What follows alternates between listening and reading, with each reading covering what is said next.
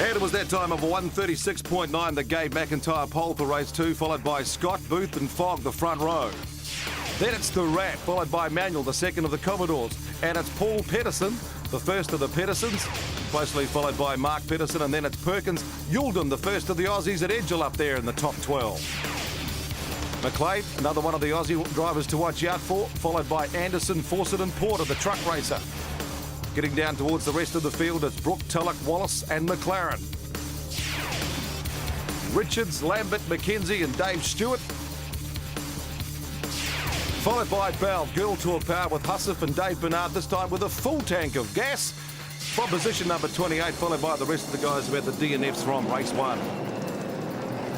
So it's the NZV8s, race 2, back here at Taupo, with our guest commentator once again, John O'Lester, another third in the Porsches, mate. You're on fire on your home track. Yeah, it's all going very well, Clint. I tell you what, though, she's bloody dusty out here today, so these guys are going to have to be really careful down to turn 1. Here they come, 18 laps. It's the charge of the V8 green light brigade as they get that green light. First corner, second go, and it's McIntyre holding off the field. Very tight around there. Booth down the inside. Looks like she's got a good, clean run. Andy Booth, he must have got changed in the old phone booth. What a Superman super start. Everyone got through, whoa, I'm just going to say everyone got through really clean, but spoke a bit too soon. All very clean up through turn 4, though. This is on board Kane Scott looking back at the HPN, the happy plastic man of Paul Radisic's car. There's Mark Pedersen and Dean Perkins there, fighting for position down into turn 6. Tight left-hander through here, everyone's got to keep riding on the pole line. And you see everyone's rolling up the outside, trying to make that cold tyre advantage. Bit of rubbing there with Andrew Fawcett of the Strawberry Homes car, just being forced out wide. A little bit of contact with Cameron McLean, the Aussie. Back on board with Fogg. Oh, the Rat's gone off. The Rat getting wide. Big old sideways. He's kept it clean, though. He's only just lost 1 position by the looks of it. A lot of the drivers talking about, as we take a look on board, McIntyre having a look up the inside of Booth, trying to regain that spot he lost from that first corner, first lap, race 2. Johnny Mack, of course, tried that in race 1 and made it stick. Not quite this time, but he's right on the back of Boothie heading down into turn 12. Down the back straight for the second time, but the first time in this race. This is a look back at the start from Johnny McIntyre. He started on pole of the New Zealand V8s. There's Boothie. There's a little rub there, but you got to say that's just Rubbins racing and all pretty clean on the whole. Everyone got out, nice and tidy, and there was no real harm done there. Well, he had both Scott and Booth right up the old bumper. Rest of the field coming back down into the complex, back onto pit straight. Proctor, the Rat, Manuel, Paul Pedersen doing a great job in car 96. That's Angus Fogger's old car. The blue and white car, you'll see that pulling out down towards the entrance into the first corner again. Paul running the defensive line into turn 1 there. He's got Clark Proctor right on the outside of him. And that's looking forward actually from Mark Pedersen, the other Pedersen in the field. Another former champ. Paul Pedersen, of course, his son Ant running with myself in the GT3s this weekend, and so it's a bit of father-son there, both at the same event, so they'll definitely be out supporting each other for these races. Gee, this is the tight, twisty part of your home track here, Jono, so this is where it's just one of the patience sort of game. It really is, Clint, and like I said earlier, it's really slippery with all the dust, so you've got to be so mentally alert, and it's sort of do or die, and if you make one mistake, it can be the end of your race, so these guys have got to be right on their game. Just saw a shot there of Richard Field, the crew chief for Johnny McIntyre. I wonder who he's talking to, the drivers or perhaps someone else. If we take a look at the replay there of some of the other cars getting a bit sideways coming over the complex. This is looking back from Adam Brooks' car at Andy Anderson, just getting a little bit See, just overcooked wide, a little bit into that 90 degree, and he's lost 2 or 3 positions there. Looks like David Bernard's coming up through the field, and he's just sitting in behind. Now we're on board the Fujitsu Falcon. Kane Scott trying to get round the outside of McIntyre. That's Booth up in front. See, this is so tight up the front. One little mistake, it can really cost you. So these guys have, they're all so experienced, and they're all so used to this kind of racing, and that's why this is just so good for the crowds. They just love it. Of course, Kane Scott, he used to like the way the corner used to be last year. Not that happy about the change. Yeah, I think it's a bit of a 50-50 split there, Clinton. I personally, myself, I'm not a huge fan of it, but it does have its pros and cons. Well, we said it's dusty here today. What is going on there? As we take a look at the Hydraleague best moment under pressure. And we're on board with Adam Brook. Oh, look at that! And Michael Wallace, really sharp reaction timing there. Look, he's just cut across the grass. He hasn't really lost any time. Well, the best moment there was these guys getting out of the way as Porter Look just at that. slides it through. Really hairy. Yeah, that's very complex. Loses it wide. The other guys managed to miss all the carnage. Looking back from Andrew Porter's car, coming into the complex. So you see, he just pinches the rears there. That was inches from Michael Wallace's car there. And see the whole field filters through there. You've got no choice but to just sit back and wait. Now we'll see how the guys do it out of the front of the field. Booth, McIntyre. And everyone after these first few laps is still pretty close. You know, the times are so close these days. I mean, qualifying separated by hundredths of a second. You know, it's just it's really close competition. Let's take a look at a replay here. This is Dean Perkins going off the circuit.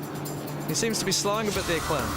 Let's have a listen, see if there's any problems on the GT Radials Falcon. Oh yeah, that's not good. That's good night nurse by the sounds of it. And he's pulled over, let the rest of the field just pass through as they go charging into the sweeper. Yeah, it's not a good place to have a problem either because everyone charges into there so quick. So disappointment for Dino.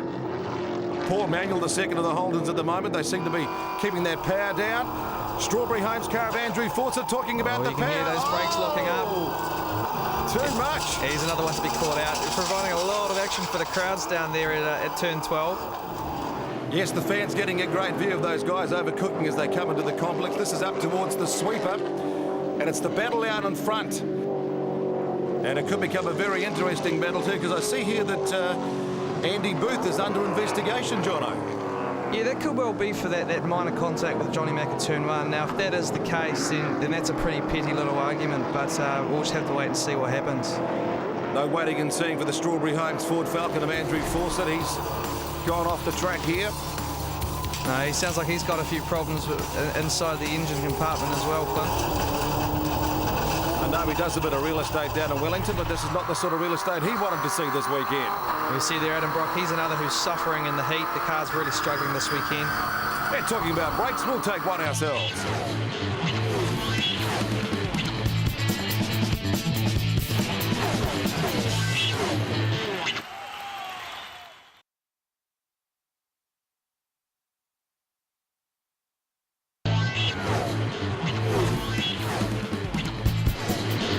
Welcome back to New Zealand V8s. This is lap 12, race 2, B&C Cocktails 200 in Taupo.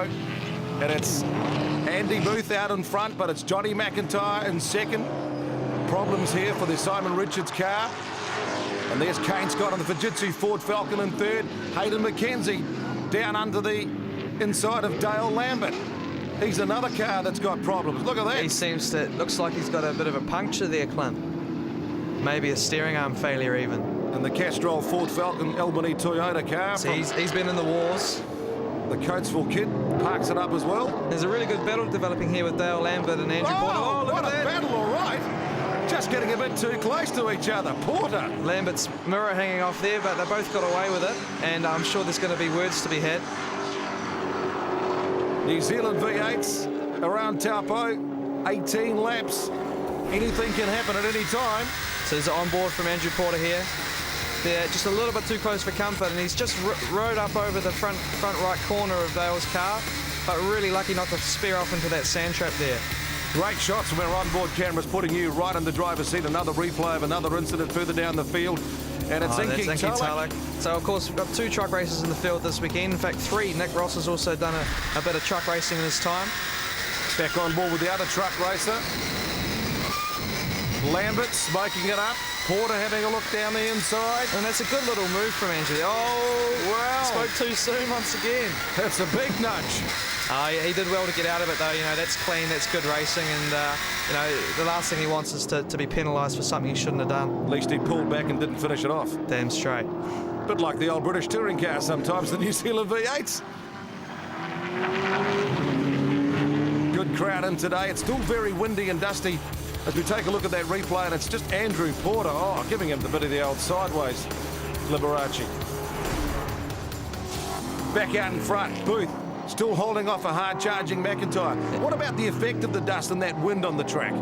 Well, the wind doesn't really affect us too much, but the dust certainly does. You know, it sort of just creates a fine film on the surface, and at times the car can just snap on you, Clint, and it comes out of nowhere. So, as I said, you've got to be really mentally alert, because otherwise it can really catch you out. Can be very slippery. Absolutely. Especially this corner here, which caught out Ben Harford in the Toyota Racing Series. Yeah, it did, and this is another of the corners where the curving on the outside actually ends very abruptly and has actually dug out a big sort of pumicy hole, and if you drop a wheel off, especially in our Porsches or in the single-seaters, you can actually rip some components out of the cars and do a bit of damage. Richard Field, the crew chief there for the McIntyre Racing team. See, they're all looking a bit gloomy there, so there's obviously certainly something going on with this investigation. Well, there's plenty going on at the entrance to the sweeper too. That was Shane Turton. Shane Turton, he's of course doing a hell of a lot of racing at the moment. He's got that car, he's running it in Tier 2. Oh, someone's slowing here. That looks like Kane Scott. And he seems to be having trouble fishing gears, Clint. Now, he was right up there in the top 3, and now he's slowing, so problems for the Fujitsu Falcon of Kane Scott. Back to the front though, look, Boothie's just sliding the car, and he seems to have it really hooked up this time. They seem to have resolved those issues they had with the new suspension arms in race 1, and he's having a lot easier time of it trying to keep in front of Johnny Mack there, but there's certainly a lot of pressure. Well, it helped them get their power down. Whoa. Now it's about keeping the power down for the whole distance of the race. Booth, can he hold on? McIntyre, or will McIntyre just play a waiting game? And so the Rat, he's coming down the inside of Kane Scott there. Kane seems to be struggling with the lower gears, second and third by the looks of it. Powering out of the corners is where he's really struggling. So gearbox problems there for the Fujitsu Ford Falcon. Looking back at the replay of Andy Booth just getting it slightly sideways into turn 1. And the different setups that these guys seem to be running seems to be helping Johnny Mack at this stage of the race. His tyres probably in a bit better state than Boothie's. On board with the middleman Clark Proctor, looks like problems just past John Penny further back, and now he's getting past the car of Kane Scott with those gearbox problems. Yeah, and Kane, he's just sitting it in a higher gear just to finish the race. You know, consolidate the points. He's good at doing that. Of course, this is the hometown circuit they've classified as for the Johnny McIntyre Racing team.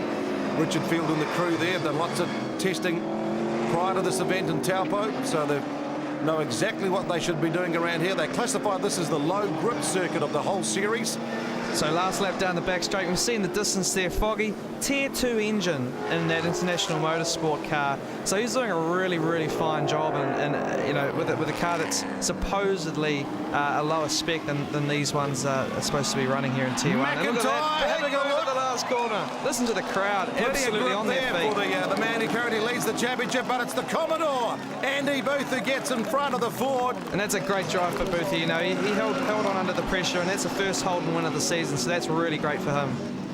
Fogg coming home in 3rd place, followed by the Rat, Manuel, Paul Radisich, Clark Proctor and Kane Scott all the way back down the field. Andy, well done. Great to see you back on the winners board. Yeah, smiling a bit harder than I was yesterday. It was awesome. I mean, it was hard work. It was hot, and I mean, Johnny pushed me hard all the way. He was, I'd make a couple of mistakes and it'd be all over me, and then it looked like he got caught out on some oil that was down there, and with a bit of lap traffic, and dropped back, and then fought his way back beautifully. And I think both of us were trying to run our own race relative to what our tyres were doing, and Johnny's car was strong at the end, and my rear tyres had gone away, and I was just trying to nurse it round.